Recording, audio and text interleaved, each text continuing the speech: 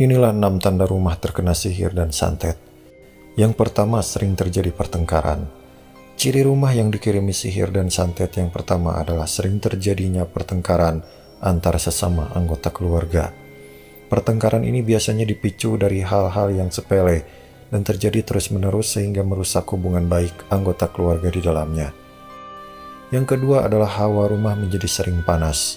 Hawa panas yang timbul dari rumah yang terkena santet tidak hanya dirasakan pada siang hari saja, tapi juga pada malam hari. Terkadang meskipun sudah menyalakan AC atau kipas angin, hawa panas rumah masih tetap terasa.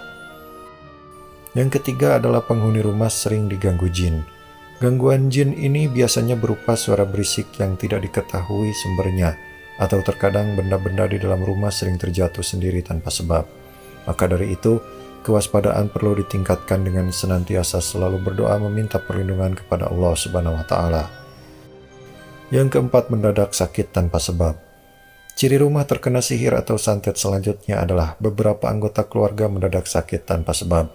Akan tetapi, berbeda dari sakit pada umumnya, sakit yang diderita oleh penghuni rumah yang terkena sihir umumnya tidak terdeteksi secara medis.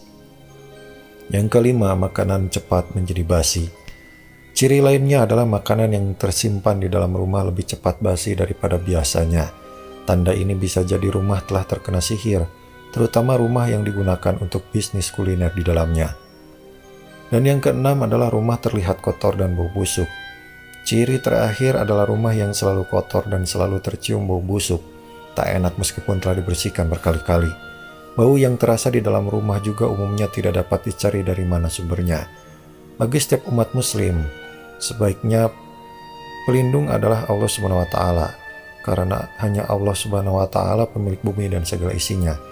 Oleh karena itu, ketika ada tanda kalau rumah kita telah dikirimi santet dan sihir yang mengganggu, maka hal yang perlu dilakukan adalah meminta perlindungan kepada Allah Subhanahu wa Ta'ala. Dan cara lain untuk menangkal sihir dan santet yang dikirim ke rumah adalah dengan membaca surah Al-Baqarah dari ayat 1 sampai 5, ayat 20, ayat 102, ayat 163 sampai 164, ayat 255 dan ayat 285 sampai 286. Wallahu a'lam bishawab.